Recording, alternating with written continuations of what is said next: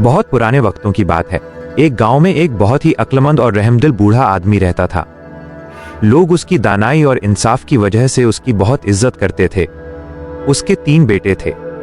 जब उसका आखिरी वक्त करीब आया तो उसने अपनी सारी जायदाद अपने बेटों में बांट दी। उसने अपने सबसे बड़े बेटे को एक बहुत बड़ा और खूबसूरत महल दे दिया। दूसरे बेटे के हिस्से में एक बहुत बड़ा हरा भरा खेत आया जिसमें बहुत सारे मवेशी और फसलें थीं। लेकिन सबसे छोटे बेटे, जिसका नाम जैन था, उसके हिस्से में सिर्फ चांदी की एक मामूली सी अंगूठी आई। बड़े भाई अपने छोटे भाई का मजाक उड़ाते थे कि उसे कुछ खास नहीं मिला। जैन ने खामोशी से वो अंगूठी पहन ली और अल्लाह का शुक्र अदा किया। कुछ अरसा बाद बूढ़ा आदमी इंतकाल कर गया और जैन अपनी नेक बीवी फातिमा के साथ जंगल के किनारे एक छोटी सी झोंपड़ी में रहने लगा। वो रोजाना सुबह सवेरे जंगल जाता, लकड़ियां काटता और उन्हें बाजार में बेचकर खाना लाता। उसकी बीवी बहुत सब्र करने वाली थी और जो कुछ जैन लाता उसी में खुश रहती थी और कभी कोई शिकायत नहीं करती थी। जैन अक्सर सोचता था कि उसके वालिद ने उसे सिर्फ अंगूठी ही क्यों दी, जबकि उसके भाई ऐशो आराम में रह रहे हैं। एक रात जैन की बीवी फातिमा की तबीयत बहुत खराब हो गई। उसे डॉक्टर की सख्त जरूरत थी। जैन परेशान हो गया क्योंकि गांव बहुत दूर था और रात का अंधेरा छाया हुआ था। उसे समझ नहीं आ रहा था कि इतनी रात को मदद कहां से लाए। जैन मदद मांगने के लिए घर से बाहर निकला और अल्लाह से दुआ करने लगा कि कोई रास्ता निकल आए। अंधेरे में भागते हुए वो पानी के एक गड्ढे में गिर गया और उसका चिराग भी बुझ गया। उसने आसमान की तरफ देखकर पुकारा, ऐ मालिक मेरी मदद फरमा, मेरी बीवी तकलीफ में है। अचानक एक तेज रोशनी नमूदार हुई और एक घोड़ा गाड़ी उसके सामने आकर रुक गई। उस गाड़ी से एक बूढ़ी दाई उतरी जो जैन के वालिद को जानती थी। उसने पूछा, बेटे तुम इस वक्त यहाँ अकेले और इतने परेशान क्यों खड़े हो? जैन ने हाँफते हुए बताया कि उसकी बीवी की तबीयत खराब है और बच्चा पैदा होने वाला है। दाई ने उसे फौरन घोड़ा गाड़ी में बिठाया। जैन ने हैरत से पूछा कि आप इस वक्त यहाँ कैसे आ गईं? दाई ने मुस्कुराकर कहा, आज मैंने मलिका के यहाँ बच्चे की पैदाइश में मदद की है। मैं घर जल्दी पहुँचने के लिए जंगल वाला रास्ता ले रही थी, इसीलिए यहाँ पहुँच गई। जैन ने अल्लाह का शुक्र अदा किया। घर पहुंचकर फातिमा ने एक बहुत प्यारे बेटे को जन्म दिया, लेकिन दाई को मलिका की बात याद आई। मलिका ने कहा था कि अगर उसके यहाँ बेटी हो तो वहाँ किसी का बेटा ले आए। दाई ने चुपके से जैन के बेटे को एक सफेद कपड़े में लपेट लिया और झूठ बोला कि तुम्हारे यहाँ बेटी पैदा हुई है और वो बीमार है। दाई ने जैन से कहा कि वो बच्ची को इलाज के लिए अपने साथ ले जा रही है। दाई ने चुपके से जैन के बेटे को महल पहुंचा दिया और मलिका की बेटी को जैन के घर छोड़ आई। जैन ने बच्ची का नाम मरियम रखा। दूसरी तरफ महल में मलिका सबको ये दिखा रही थी कि उसके यहाँ बेटा पैदा हुआ है। जैन अब पहले से ज्यादा मेहनत करता था ताकि अपनी छोटी बेटी और बीवी का पेट पाल सके। वो रोज दूर से पानी लाता और सख्त काम करता था। एक दिन जैन बहुत थका हुआ एक पुराने दरख्त के नीचे बैठा था। उसने ठंडी आह भरी और सोचा, काश मेरे पास भी अपनी बकरियां, घोड़े और पानी का कुआं होता ताकि मुझे इतनी दूर न जाना पड़ता। जब वो शाम को घर पहुंचा तो यह देखकर दंग रह गया कि उसकी झोपड़ी के बाहर 3 खूबसूरत घोड़े और बकरियां खड़ी थीं और करीब ही मीठे पानी का चश्मा बह रहा था। जैन ने खुशी से अपनी बीवी फातिमा को पुकारा और कहा, देखो क्या मैं कोई ख्वाब देख रहा हूँ? जैन और उसकी बीवी ये देखकर बहुत हैरान और खुश हुए। जैन ने जानवरों के लिए जगह बनाई और पानी के लिए लकड़ी के पाइप बनाए।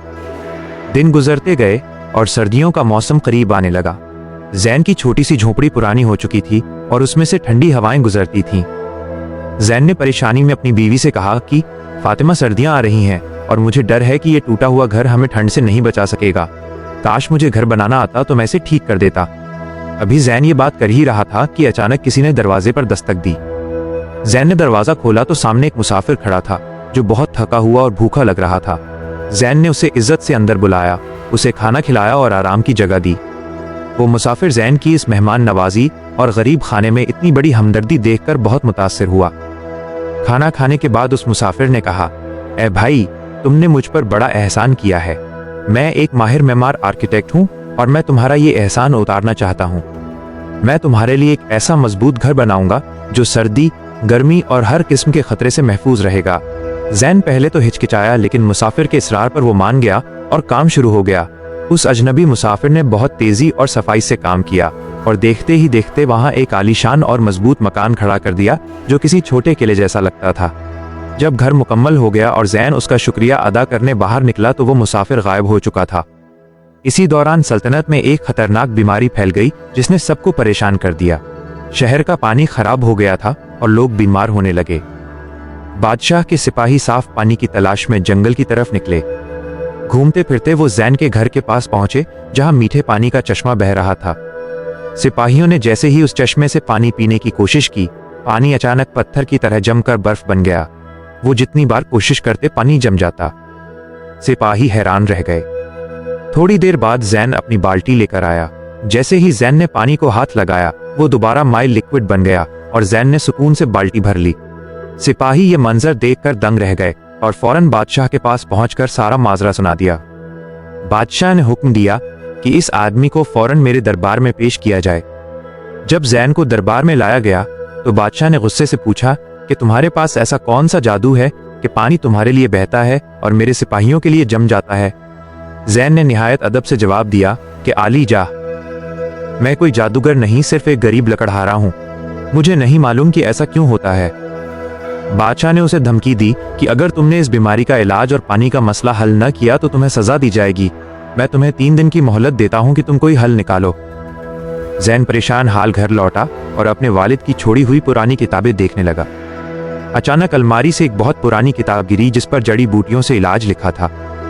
जैन ने उस किताब को पढ़ा तो उसे समझ आया कि पानी में किसी ने जहर मिलाया है और उसका इलाज एक खास किस्म की बूटी से मुमकिन है जो सिर्फ पहाड़ों पर मिलती है। जैन ने उस किताब की मदद से एक दवा तैयार की और उसे शहर की नदी में डाल दिया। देखते ही देखते पानी साफ हो गया और लोग तंदुरुस्त होने लगे। बादशाह ये देखकर बहुत खुश हुआ और उसने जैन को अपना खास मुशीर और हकीम मुकर्रर कर लिया। जब बादशाह ने जैन को अपना खास हकीम बना लिया तो पूरे महल में उसकी धूम मच गई। लेकिन बूढ़ी दाई बहुत खौफजदा थी। वो जानती थी कि जैन वही गरीब लकड़हारा है जिसका बेटा उसने मलिका के हुक्म पर बदला था। वो भागती हुई मलिका जुबैदा के पास गई और उसे बताया कि मलिका साहिबा, वो आदमी जिसके बच्चे को हमने महल के बच्चे से बदला था अब दरबार में है। मलिका जुबैदा ये सुनकर सख्ते में आ गई। उसके पैरों तले से जमीन निकल गई। उसे डर था कि अगर बादशाह को मालूम हो गया कि शहजादा आदिल असल में एक गरीब लकड़हारे का बेटा है तो बादशाह उसे कभी माफ नहीं करेगा। मलिका ने सोचा कि इस राज को छुपाने का सिर्फ एक ही तरीका है कि इस बूढ़ी दाई को हमेशा के लिए खामोश कर दिया जाए ताकि कोई गवाह न रहे।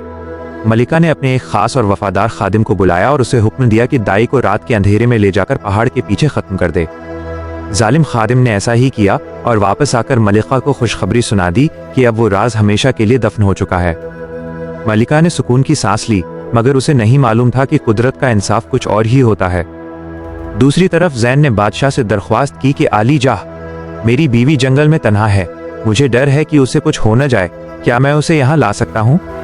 बादशाह ने खुशी से इजाजत दे दी और जैन और फातिमा को महल में रहने के लिए एक आलीशान कमरा दे दिया।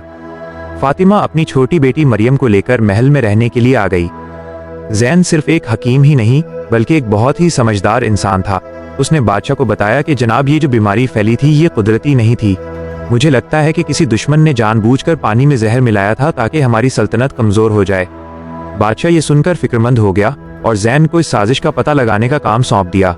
जैन दिन रात इस बात की तहकीक में लग गया कि आखिर ये दुश्मन कौन हो सकता है। उसने पुरानी किताबें पढ़ी और नक्शों का मुतालिया किया। इसी दौरान उसकी बीवी फातिमा एक दिन महल के बाग में टहल रही थी कि उसे किसी बच्चे के रोने की आवाज आई।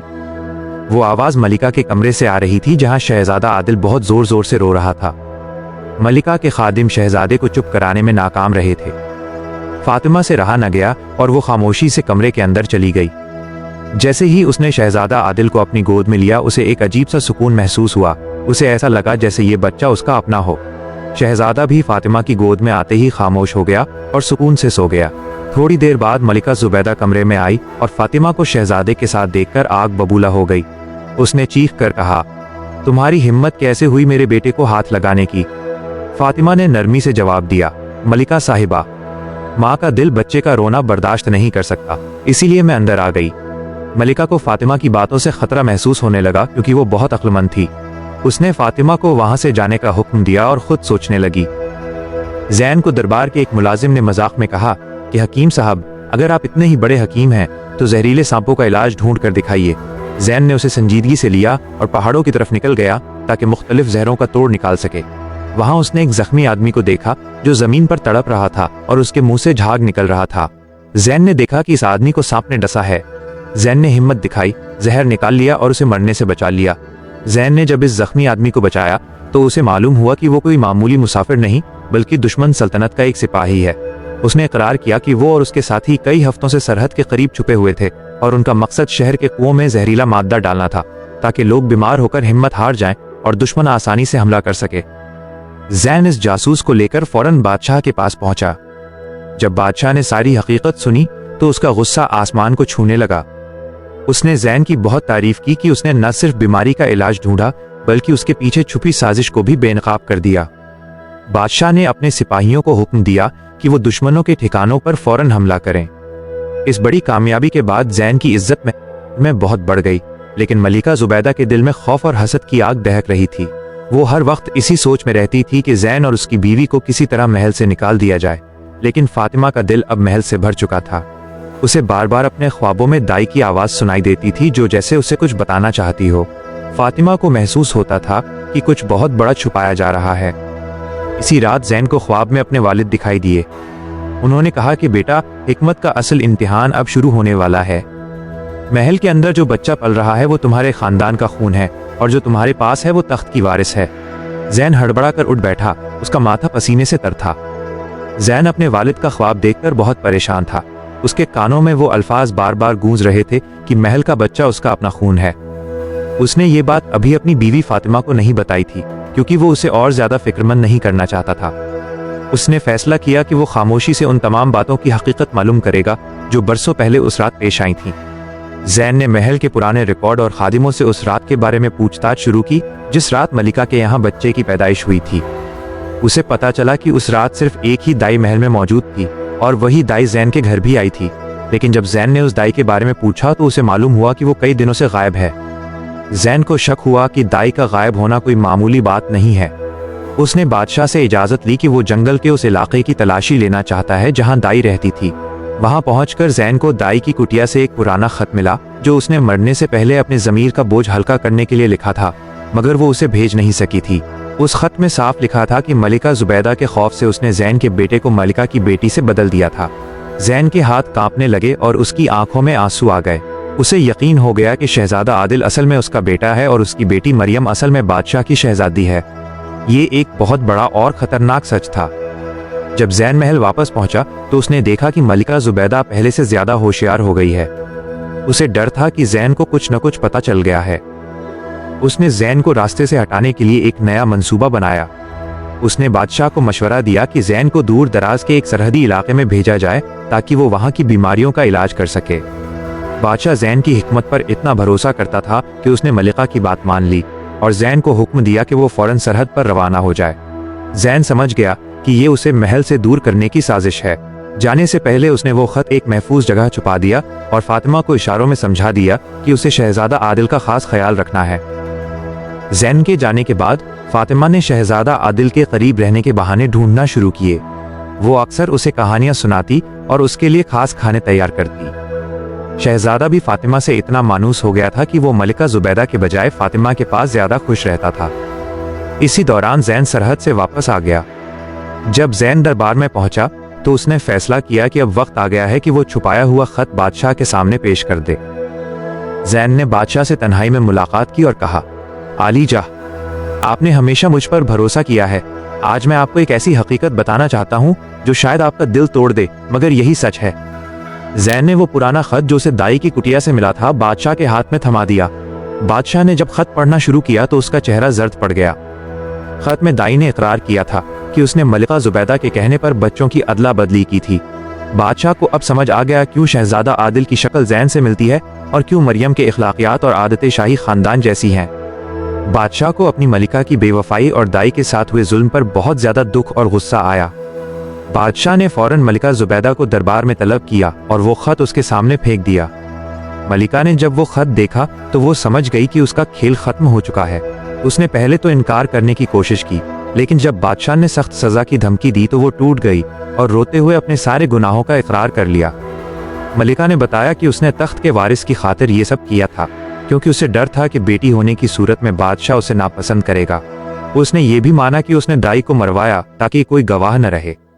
बादशाह ये सुनकर कांप उठा कि जिस औरत को उसने अपनी शरीक हयात बनाया वो इतनी संगदिल निकली। बादशाह ने हुक्म दिया कि मलिका जुबैदा को फौरन कैद खाने में डाल दिया जाए और उसके तमाम इख्तियार छीन लिए जाएं। दरबार के तमाम लोग हैरान थे कि एक मामूली लकड़हारे का बेटा शहजादा निकला और शहजादी एक गरीब के घर पली। जैन और फातिमा के लिए यह लम्हा बहुत जज्बाती था, क्योंकि उन्हें अपना असली बेटा वापस मिलने वाला था। बादशाह ने जैन और फातिमा को अपने पास बुलाया और कहा, जैन, तुमने और तुम्हारी बीवी ने जिस सब्र और ईमानदारी से काम लिया है उसकी मिसाल नहीं मिलती। मैंने तुम्हारे बेटे को अपना बेटा समझकर पाला, लेकिन हकीकत में वो तुम्हारा ही खून है। आज से मैं इसे इसके असली माँ बाप के हवाले करता हूँ ताकि वो अपनी असली पहचान जान सके। जैन ने रोते हुए अपने बेटे आदिल को गले लगा लिया और फातिमा ने भी उसे अपने सीने से लगा लिया। महल में खुशी का समा था। बादशाह ने एक बहुत बड़ा दरबार लगाया।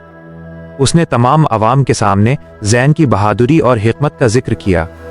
बादशाह ने ऐलान किया, आज से जैन सिर्फ मेरा मुशीर नहीं बल्कि इस सल्तनत का सबसे बड़ा वजीर और मेरा भाई होगा। जैन ने बादशाह का शुक्रिया अदा किया और कहा कि आलीजा, ये सब मेरे वालिद की दी हुई नसीहत और अल्लाह के करम का नतीजा है। मेरे वालिद ने आखिरी वक्त में मेरा हाथ थाम कर कहा था कि बेटा, मैंने तुम्हारे हिस्से में न जमीन रखी है न महल, बल्कि ये जादुई अंगूठी दी है, क्योंकि इसमें वो ताकत है जो सिर्फ सच्चे और साबिर इंसान के लिए जाहिर होती है। उन्होंने ये भी कहा था कि ये अंगूठी हर मुश्किल में तुम्हारा साथ देगी, और अगर तुम सब्र और हकीकत का दामन न छोड़ोगे तो एक दिन तुम्हें वक्त का बादशाह भी बना देगी। जैन की ये बात सुनकर दरबार में मौजूद तमाम लोग वाह वाह कर उठे। कुछ सालों बाद जब आदिल और मरियम बड़े हुए तो उनकी शादी धूमधाम से कर दी गई। जैन और फातिमा अब एक शानदार महल में रहते थे, लेकिन उन्होंने अपनी सादगी कभी नहीं छोड़ी। जैन के वो दो बड़े भाई जो शुरू में उसका मजाक उड़ाते थे, जब वो गरीब हो गए तो जैन ने उन्हें भी अपने पास बुला लिया। उसने उन्हें जमीनें दी और मेहनत से जीने का तरीका सिखाया। ये कहानी हमें सिखाती है कि जिंदगी में हर किसी को एक जैसा हिस्सा नहीं मिलता, मगर कम मिलना कमजोर होने की निशानी नहीं होता।